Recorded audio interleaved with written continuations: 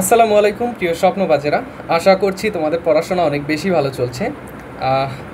ধারাবাহিকভাবে বেসিক গ্রামারের আলোচনার একটি অংশ হচ্ছে কন্ডিশনাল সেন্টেন্স। সেইটি নিয়ে আজকে আমরা আলোচনা করব। যারা অ্যাডমিশনের জন্য পড়াশোনা করছো এবং যারা এইচএসসি লেভেলের আছো, তোমাদের জন্য ক্লাসটি অতীব জরুরি। এবং তোমাদের দেখে থাকবে যে বিভিন্ন বিশ্ববিদ্যালয় এবং ঢাকা বিশ্ববিদ্যালয়ের ভর্তি পরীক্ষায় কিন্তু কন্ডিশনাল সেন্টেন্স থেকে একটি দুটি করে প্রায়ই কোশ্চেন আসে।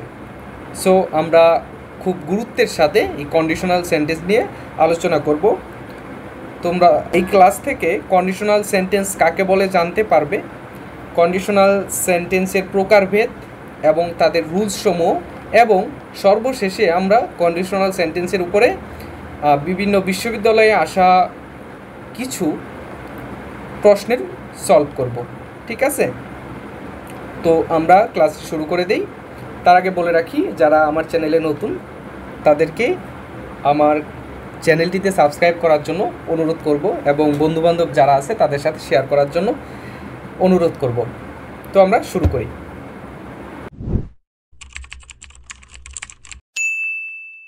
তো দেখো, কন্ডিশনাল সেন্টেন্সের বাংলা কি? কন্ডিশনাল সেন্টেন্সের বাংলা হচ্ছে শর্তযুক্ত বাক্য। এটি একটির সাপেক্ষে, একটি ক্লজের সাপেক্ষে আরেকটি ক্লজ পূরণ করতে হবে কিছু রুলস অনুসারে। কন্ডিশনাল সেন্টেন্সের আরেকটি সংজ্ঞা হচ্ছে যে যদি দ্বারা প্রশ্ন করা হবে। ঠিক আছে, স্বাভাবিকভাবে যখন আমরা যদি দিয়ে প্রশ্ন করি তখন কিন্তু আমরা বাংলায় বুঝতে পারি যে এখানে কোনো শর্ত আছে। আমি যদি বলি যদি তোমরা এই ক্লাসটি করো তোমরা ইংরেজি সম্পর্কে জানতে পারবে, তো এখানে কিন্তু এই আমার উদাহরণের মধ্যে কিন্তু একটি শর্ত চলে আসছে, যদি তোমরা ক্লাসটি করো তোমরা ইংরেজি জানতে পারবে। সো এখানে এই বাক্যটি একটি শর্তযুক্ত বাক্য। আমরা দেখি কন্ডিশনাল সেন্টেন্স কত প্রকারের হয়ে থাকে এবং তাদের সম্পর্কে বিস্তারিত আলোচনা করব। প্রথমে আমরা দেখব জিরো কন্ডিশনাল। জিরো কন্ডিশনাল, এখানে জিরো কন্ডিশনালের রুলস কি?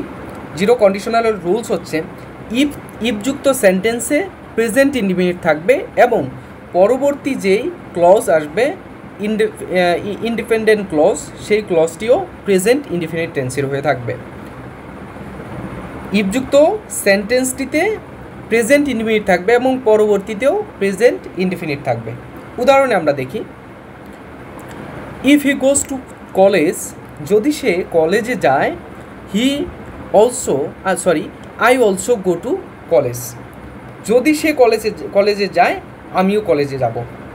ঠিক আছে, তো এখানে কিন্তু একটা শর্ত প্রকাশ পাচ্ছে, যদি সে যায় আমিও যাব, যদি সে ঘুমায় আমিও ঘুমাবো, যদি সে খায় আমিও খাবো। সো এই বাক্যগুলোতে একটি শর্ত বোঝানো হচ্ছে। আর জিরো কন্ডিশনাল কাকে বলবো? জিরো কন্ডিশনাল হচ্ছে ইফযুক্ত ক্লজটি প্রেজেন্ট ইনডিফিনিট থাকবে এবং পরবর্তীতে যেই ক্লজটি আসবে সেটাও কিন্তু প্রেজেন্ট ইনডিফিনিটের হবে। ঠিক আছে, আচ্ছা, পরবর্তী যেই কন্ডিশনাল সেন্টেন্সটি রয়েছে সেটাতে আমরা নজরদারি করি। দেখো, পরবর্তী যেই কন্ডিশনাল সেন্টেন্স রয়েছে সেটাকে আমরা বলবো ফার্স্ট কন্ডিশনাল। ফার্স্ট কন্ডিশনালের গঠনটা আগে দেখে নিই আমরা। ইফযুক্ত ক্লজটিতে ইফ প্লাস কি থাকবে? প্রেজেন্ট ইনডিফিনিট টেন্স, এরপরে যে ক্লজটি আসবে সেটি হচ্ছে ফিউচার ইনডিফিনিট টেন্স। ঠিক আছে, ইফের পরে যে ক্লজটি আসবে সেটি হচ্ছে প্রেজেন্ট ইনডিফিনিট টেন্স এবং পরবর্তী যেই ক্লজটি আসবে সেটাতে ফিউচার ইনডিফিনিট টেন্স থাকবে। উদাহরণে আমরা দেখি, উদাহরণ দেখলে সবগুলোই ক্লিয়ার হয়ে যাবে। দেখো, ইফ ইউ স্টাডি ওয়েল, তুমি যদি ভালোভাবে পড়াশোনা করো, you will get a chance to study at a public university, যদি তুমি ভালোভাবে পড়াশোনা করো তুমি পাবলিক বিশ্ববিদ্যালয়ে পড়াশোনা করার সুযোগ পাবে। তো এখানে শর্ত প্রকাশ পেয়েছে কিনা? শর্ত প্রকাশ পেয়েছে। দেখো, ইফ ইউ স্টাডি ওয়েল, যদি তুমি ভালোভাবে পড়াশোনা করো। এখানে যদি পড়াশোনা ভালোভাবে করো তাহলে কিন্তু তুমি বিশ্ববিদ্যালয়ে পড়ার সুযোগ পাবে। সো এখানে কিন্তু গঠন অনুসারে দেখো এখানে শর্ত প্রকাশ পাচ্ছে। ইফ এর পরে কি আসছে? প্রেজেন্ট ইনডিফিনিট টেন্স আসছে। ইফ এর পরে স্টাডি আসছে। ইফ ইউ স্টাডি, এটা কিন্তু প্রেজেন্ট ইনডিফিনিট টেন্স, ঠিক আছে। এরপরে দেখো ফিউচার ইনডিফিনিট টেন্স আসবে। রুলসে আমরা দেখলাম ফিউচার ইনডিফিনিট টেন্স আসবে। তো এইখানে you will get, future indefinite টেন্সের গঠন কি? সাবজেক্ট প্লাস শ্যাল অথবা উইল প্লাস ভার্বের প্রেজেন্ট ফর্ম প্লাস অবজেক্ট, ঠিক আছে। তো এখানে কিন্তু সাবজেক্ট ইউ এবং উইল হচ্ছে আমাদের ভার্ব, মডাল ভার্ব, এবং পরবর্তীতে ভার্বের প্রেজেন্ট ফর্ম গেট চলে আসছে, ঠিক আছে। এটা গেল আমাদের ফার্স্ট কন্ডিশনাল, ঠিক আছে। এরপরে আমরা সেকেন্ড কন্ডিশনাল দেখব। দেখো এখানে second conditional if plus past indefinite tense এবং তার পরবর্তী যে ক্লজটি আসবে সেইখানে আমি এখানে চিহ্ন দিয়ে দিয়েছি, সেইখানে উড কুড মাইট প্লাস ভার্বের প্রেজেন্ট ফর্ম আসবে। V1 মানে তো প্রেজেন্ট ফর্ম, এটা সকলেই জানো, সংক্ষিপ্ত রূপ ব্যবহার করা হয়। এটা অফিসিয়াল কোনো সংক্ষিপ্ত রূপ না, আমাদের চেনার জন্য একটি সংক্ষিপ্ত রূপ। V1 মানে প্রেজেন্ট ফর্ম, V2 হচ্ছে পাস্ট ফর্ম, আর V3 হচ্ছে পাস্ট পার্টিসিপল ফর্ম। তো এখানে ইফের পরে কি থাকবে? পাস্ট ইনডিফিনিট টেন্স, এবং পরবর্তী যে ক্লজটি আসবে সেটার কি আসবে? সেটাতে মডাল আসবে। মডাল হিসেবে আসবে হচ্ছে উড কুড মাইট, উডও আসতে পারে, কুডও আসতে পারে, মাইটও আসতে পারে, এবং এর পরবর্তীতে ভার্বের প্রেজেন্ট ফর্ম আসবে, ঠিক আছে। দেখো আমরা উদাহরণে দেখি।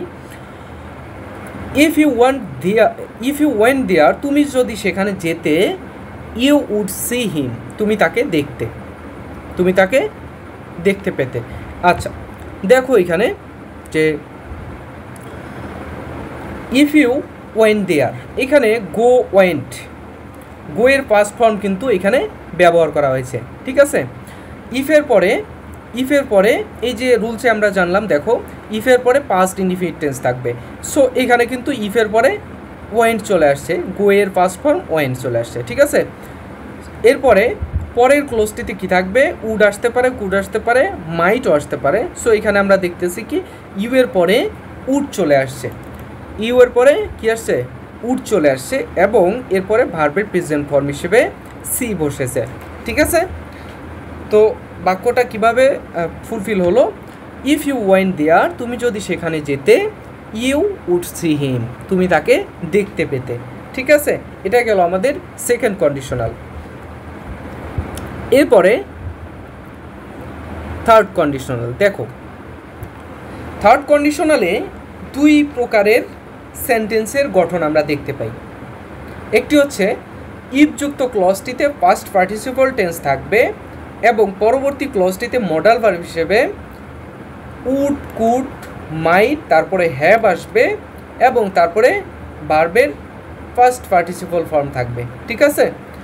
অথবা আরেকটি গঠন থাকতে পারে হ্যাড প্লাস ভার্বের পাস্ট পার্টিসিপল ফর্ম এবং পরবর্তী ক্লজটিতে আগের মতোই উড কুড মাইট, এরপরে হ্যাভ প্লাস ভার্বের পাস্ট পার্টিসিপল ফর্ম থাকবে।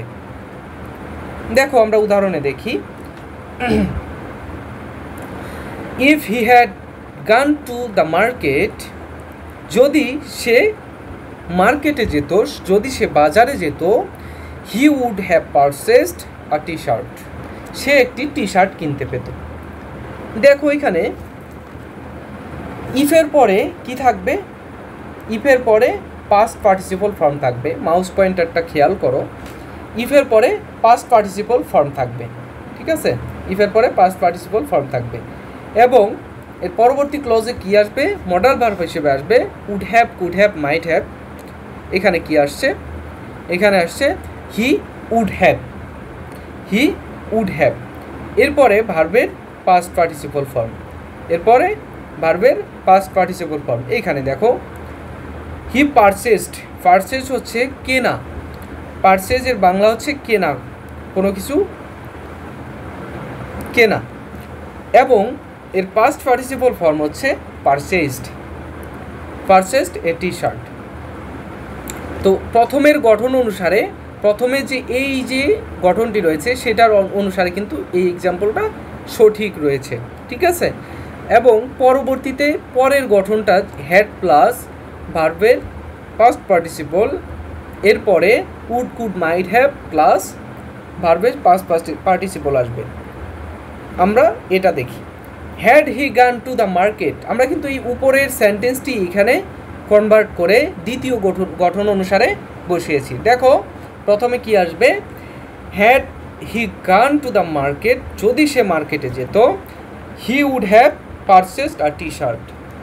পরের অংশটা ঠিকই রয়েছে আগের মতোই, he would have purchased a T shirt, he would have purchased a T shirt. কিন্তু প্রথমের অংশতে ইলিমিনেট হয়েছে কি, ইফটা ইলিমিনেট হয়েছে এবং হি ঠিকই রয়েছে, গান ঠিকই রয়েছে, শুধু এই হ্যাড মডাল ভার্বটি সেটা সামনে চলে গিয়েছে, ঠিক আছে। তিন নাম্বার কন্ডিশনালের গঠনটা কি, 3 নাম্বার কন্ডিশনালের গঠন হচ্ছে ই প্লাস পাস্ট পার্টিসিপল থাকবে, এরপরে would could might have plus ভার্বের পাস্ট পার্টিসিপল ফর্ম বসবে, ঠিক আছে। আচ্ছা, এখন আমরা একটু প্র্যাকটিসের দিকে লক্ষ্য করব। দেখো রাজশাহী বিশ্ববিদ্যালয়ে আসা একটি প্রশ্ন, তোমরা যারা এই প্রশ্নগুলো সলভ করতে চাও তোমরা এই ভিডিওটা পজ করে তোমরা কমেন্টে লিখবা যে কোনটা উত্তর হবে, ঠিক আছে। এখানে 1 নম্বরের উত্তর হিসেবে তোমরা সম্পূর্ণ উত্তরটি লিখবে এবং তোমরা বাক্যের মধ্যে লিখতে পারো, ঠিক আছে। তোমরা কমেন্টে লিখে দিবে এই ভিডিওটা পজ করে। 1 নম্বরটা দেখো, ইফ হি ওয়ার্কস হার্ড, যদি সে কঠোর পরিশ্রম করে, he dash in life, he dash in life. দেখো এখানে কোনটা আসবে, আমরা এটা কোন কন্ডিশনাল সেন্টেন্স আগে জানতে হবে, কোন কন্ডিশনাল সেন্টেন্স। ইফের পরে সাবজেক্ট আসছে, এরপরে ভার্বের কোন ফর্ম আসছে, ভার্বের প্রেজেন্ট ফর্ম আসছে। ভার্বের প্রেজেন্ট ফর্ম আসলে আমরা 2 ধরনের কন্ডিশনাল সেন্টেন্স পাই, একটা হচ্ছে জিরো কন্ডিশনাল আর একটা হচ্ছে ফার্স্ট কন্ডিশনাল সেন্টেন্স। তো এখানে আমরা কোনটা বসাবো, জিরো কন্ডিশনাল যদি বসাই তাহলে উত্তর হবে 4 নাম্বারটা, শাইন্স। আর যদি ফার্স্ট কন্ডিশনাল বসাই তাহলে ইফের পরে প্রেজেন্ট ইনডিফিনিট টেন্স থাকলে পরের ক্লোজটিতে থাকবে কি, future indefinite tense. Future indefinite tense হিসেবে আমাদের বি নাম্বারটা কারেক্ট হবে। তো আর বাকি দুটো কিন্তু আমাদের নিয়ম অনুসারে যাচ্ছে না, এ এবং সি। আমাদের 2টা রুলস অনুসারে কোনটা সঠিক হবে, বি নাম্বার এবং ডি নাম্বার। এখন বি এবং ডি দুটা একসাথে উত্তর করা যাবে না, আমরা যে কোনো একটি উত্তর নেব। তো এখানে দেখো জিরো কন্ডিশনাল কখন বসে, জিরো কন্ডিশনাল বসবে তখন যখন চিরন্তন একটি সত্য ঘটনা, অভ্যাসগত সত্য এমন একটি কাজের ক্ষেত্রে আমরা কিন্তু জিরো কন্ডিশনাল সেন্টেন্সটি ব্যবহার করতে পারি, ঠিক আছে। তো এখানে কিন্তু ইফ ইউ ওয়ার্কস হার্ড, যদি তুমি কঠোর পরিশ্রম করো, if he works hard he will dash in life, he dash in life. আচ্ছা, এখানে কিন্তু আমরা বি বসাবো, কিসের জন্য, এখানে কিন্তু চিরন্তন সত্য ঘটনা প্রকাশ পাচ্ছে না, এখানে চিরন্তন সত্য ঘটনা প্রকাশ পাচ্ছে না। অনেকেই দেখবো আমরা পরিশ্রম করে, কঠোর পরিশ্রম করে, কিন্তু সে কী করতে পারে না, তার জীবনকে শাইন করতে পারে না, ঠিক আছে। এর পরবর্তী প্র্যাকটিসে আমরা চলে যাই। পরবর্তী প্র্যাকটিসটা দেখো, if he had known earlier, যদি সে আগেই জানতে পেত, আই ড্যাশ মাই মাইন্ড। এটা কুমিল্লা বিশ্ববিদ্যালয়ের একটি প্রশ্ন, কুমিল্লা বিশ্ববিদ্যালয়ের ভর্তি পরীক্ষায় আসা একটি প্রশ্ন। এখানে দেখো, if I had known earlier, আমি যদি আগেই জানতাম আই ড্যাশ মাইন্ড। এখানে দেখো কোনটা উত্তর হবে। আগে তোমাদের দেখতে হবে যে এখানে কোন কন্ডিশনাল সেন্টেন্সের ব্যবহার হয়েছে। ইফের পরে হ্যাড আসছে এবং তারপরে ভার্বের পাস্ট পার্টিসিপল ফর্ম আসছে। এই যেখানে দেখো ইফের পরে হ্যাড, এরপরে ভার্বের পাস্ট পার্টিসিপল ফর্ম নোন আসছে। তো পরবর্তী ক্লজটিতে কি আসবে? পরবর্তী ক্লজটিতে কি আসবে দেখো, আমি তোমাকে যদি রুলসটা দেখাই, ইফের পরে পাস্ট পার্টিসিপল এবং তার পরবর্তী ক্লজটিতে কি আসবে? Would, could, might have plus ভার্বের পাস্ট পার্টিসিপল। সো আমরা এখানে দেখি পরবর্তী ক্লজে কি আসবে? Would, could, might have plus ভার্বের পাস্ট পার্টিসিপল। দেখো এখানে উড আছে, তারপরে ভার্বের প্রেজেন্ট ফর্ম আসছে। সো এটা আমাদের হবে না, এটা কাটা। এরপরে কি আছে? পরে আছে উইল চেঞ্জ। এখানে উড, কুড, মাইট আসে নাই এবং ভার্বের পাস্ট পার্টিসিপল ফর্ম আসে নাই। সো এটাও কাটা। 3 নাম্বারটা উইল হ্যাভ পারচেসড। এখানে উড, কুড, মাইট হ্যাভ আসে নাই। সো এটাও কাটা। 4 নাম্বারটাতে দেখো উড হ্যাভ পারচেসড। এটা কিন্তু আমাদের উত্তর। কিসের জন্য? উডের পরে হ্যাভ আসছে এবং ভার্বের পাস্ট পার্টিসিপল ফর্ম আসছে। সো এটা কিন্তু আমাদের উত্তর। ঠিক আছে, 4 নাম্বার। এরপরে 3 নাম্বার কোশ্চেনে আমরা দেখি 3 নাম্বার কোশ্চেনে কি রয়েছে। 3 নাম্বার কোশ্চেনে রয়েছে dash resigned, we would have been forced to sack him. দেখো এখানে অপশনগুলোতে একটু লক্ষ্য করো, লক্ষ্য করলেই বুঝবা যে এখানে কোন সেন্টেন্সটি, কোন অপশনটি হবে এবং কোন রুলসটি প্রয়োগ করা হয়েছে। এখানে দেখো ড্যাশ রিজাইন্ড, এটার সাথে মিল রয়েছে। এটা ঢাকা বিশ্ববিদ্যালয়ে ভর্তি পরীক্ষায় আসা একটি প্রশ্ন। ঠিক আছে, হ্যাড হি নট, আমরা নিচের দিক থেকে দেখি, if he has resigned, if he has resigned, has আসবে এমন কোনো কন্ডিশনাল সেন্টেন্স আমরা এখন পর্যন্ত দেখি নাই। সো হ্যাজ হবে না। 4 নাম্বার অ্যান্সারটি ভুল।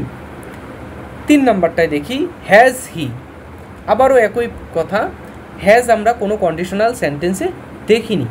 সো এখানে হ্যাজ হবে না, এটাও কাটা। বি নাম্বারটাতে দেখি he had resigned, he had resigned, we would have been forced to sack him. এখানে দেখো হি হ্যাড এসেছে কিন্তু তার সামনে ইফ নেই, এবং আমরা এই যে রুলসটা যদি খেয়াল করি, এই রুলসটা যদি খেয়াল করি, এই যে রুলসটা এইখানে যেটা রয়েছে উদাহরণ, এটার রুলস হচ্ছে এইটা। হ্যাড এর পরে থাকবে কি? ভার্বের পাস্ট পার্টিসিপল, তারপরে would, could, might have plus ভার্বের পাস্ট পার্টিসিপল। সো এখানে কোনটা আসবে? এখানে আসবে had he not resigned, we would have been forced to sack him. ঠিক আছে, তো আমাদের উত্তর কিন্তু 1 নাম্বারটা হয়েছে। ঠিক আছে, আচ্ছা 4 নাম্বারটায় কি রয়েছে দেখো, if he had a boat. যদি এটা হি হ্যাড আসছে, এ হ্যাড দেখেই যদি তোমরা মনে করো যে এখানে থার্ড কন্ডিশনাল বসেছে, তাহলে তোমরা ভুল করবে। এটা কিন্তু সেকেন্ড কন্ডিশনাল এসেছে। দেখো হ্যাডের পরে কিন্তু ভার্বের পাস্ট পার্টিসিপল ফর্ম নেই, তার মানে তোমাকে বুঝতে হবে এটা হ্যাভের পাস্ট ফর্ম, আর হ্যাভের পাস্ট ফর্ম হলে সেকেন্ড কন্ডিশনাল বসবে। ইফের পরে he had a boat, he had a boat, we dash the river. তাহলে এখানে সেকেন্ড কন্ডিশনাল যদি বসে, উত্তরটা কোনটা হবে? উইল ক্রস, এটা হবে না, কারণ সেকেন্ড কন্ডিশনালে উড, কুড, মাইট এরপরে ভার্বের প্রেজেন্ট ফর্ম বসবে। তারপরে বি নাম্বারটাতে দেখো উড ক্রস, উড ক্রস, এটা আমাদের অ্যান্সার হবে। পরেরগুলো কেন হলো না এটা আমরা দেখি। 3 নাম্বারটাতে দেখো উইল বি ক্রসিং, এটা হবে না, কারণ উড, কুড, মাইট এরপরে ভার্বের প্রেজেন্ট ফর্ম আসতে হবে। 4 নম্বরটা দেখো, উড মেক ক্লোজড, উডের পরে ভার্বের প্রেজেন্ট ফর্ম আসছে কিন্তু এরপরে আবার ভার্বের থার্ড ফর্ম দিয়ে দিছে, সো এটা হবে না। তাহলে আমাদের উত্তর হচ্ছে বি নাম্বার। ঠিক আছে, 5 নাম্বারটাতে আমরা দেখি। 5 নাম্বারটায় আছে if we dash enough money we would have bought new stereo system. দেখো এখানে গঠনটা দেখো, এখানে কিন্তু আমাদের এবার শূন্য স্থান দিয়েছে ইফ যুক্ত ক্লজে, ইফ যুক্ত ক্লজের মধ্যে শূন্য স্থান দেওয়া হয়েছে। সো আমরা পরবর্তী ক্লজটার চিহ্ন হিসেবে ধরে সামনের ক্লজটি পূরণ করব। We would have bought, so এখানে আমরা দেখেই বুঝতে পারছি যে এখানে থার্ড কন্ডিশনাল বসেছে। কিসের জন্য? উড হ্যাভ এরপরে ভার্বের পাস্ট পার্টিসিপল ফর্ম আছে। সো আমরা সামনের দিকে কি বসাবো? সামনে দেখো আমরা নিচের থেকে পূরণ করি। হ্যাভ আছে, হ্যাভ কোথাও কোনো কন্ডিশনাল সেন্টেন্সে হ্যাভ নেই, সো এটা ক্লোজ। 3 নাম্বারটা দেখো, হ্যাড হ্যাভ, এটা কোনো ধরনের গঠন হতে পারে না, এটা গ্রামারের মধ্যে কোনো গঠন এরকম হতে পারে না। হ্যাড হতে পারে, হ্যাভ হতে পারে, কিন্তু হ্যাড হ্যাভ হবে না, সো এটাও ক্লোজ। 2 নাম্বারটা দেখো, had, if we had enough মানি, এখানে যদি আমরা হ্যাড বসাই তাহলে কিন্তু সেকেন্ড কন্ডিশনাল আসছে। সেকেন্ড কন্ডিশনাল আসলে পরবর্তী যে ক্লজটি থাকবে সেটাতে কিন্তু আমরা উডের পরে ভার্বের প্রেজেন্ট ফর্ম বসাবো। সো এখানে কিন্তু উডের পরে ভার্বের প্রেজেন্ট ফর্ম নেই, এরপরে আবার ভার্বের থার্ড ফর্ম আছে। সো আমরা বিবেচনা করে দেখলে 1 নাম্বারটা উত্তর হবে।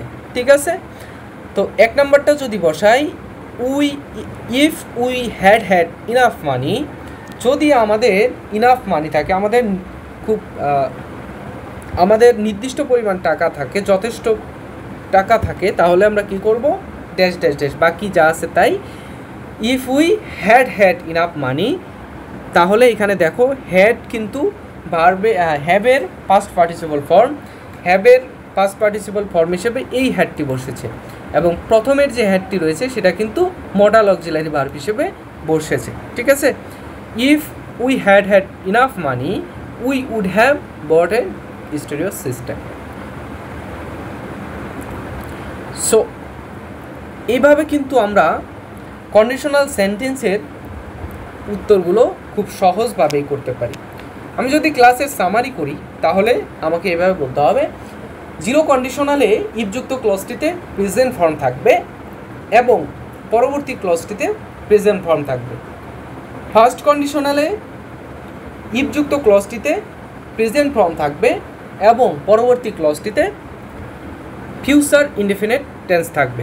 ঠিক আছে, সেকেন্ড কন্ডিশনালে যদি আমি দেখি, ইফযুক্ত ক্লজটিতে পাস্ট ইনডিফিনিট থাকবে এবং পরবর্তী ক্লজটিতে উড কুড মাইট এরপরে ভার্বের প্রেজেন্ট ফর্ম থাকবে।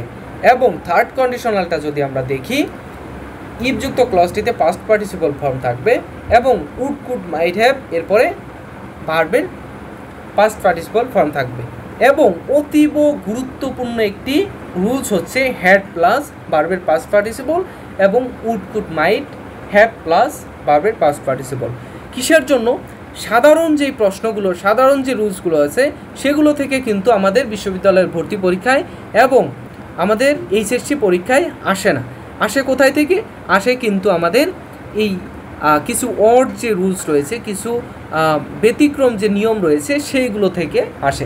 সো আমরা কিন্তু খুব গুরুত্ব দিয়ে এই রুলসটি কিন্তু আমরা ফলো করব। ঠিক আছে, আজকের ক্লাসটা এই পর্যন্তই ছিল, আজকের ক্লাসের আলোচনা এই পর্যন্তই। ইনশাল্লাহ এর পরবর্তীতে তোমাদের ইংলিশ গ্রামারের আরও কিছু গুরুত্বপূর্ণ টপিক নিয়ে আলোচনা করব। তোমরা যারা এই ক্লাসটি এখন পর্যন্ত কষ্ট করে দেখছো তোমাদের ধন্যবাদ, এবং তোমরা এরপরে কোন ক্লাসটি চাও তোমরা কমেন্ট সেকশনে জানাও, এবং দ্রুত, খুবই দ্রুত তোমাদের জন্য আমি ওই টপিক নিয়ে আলোচনা করব। সো এখনই কমেন্ট করো। আজকের ক্লাসটি এই পর্যন্তই ছিল। আসসালামু আলাইকুম।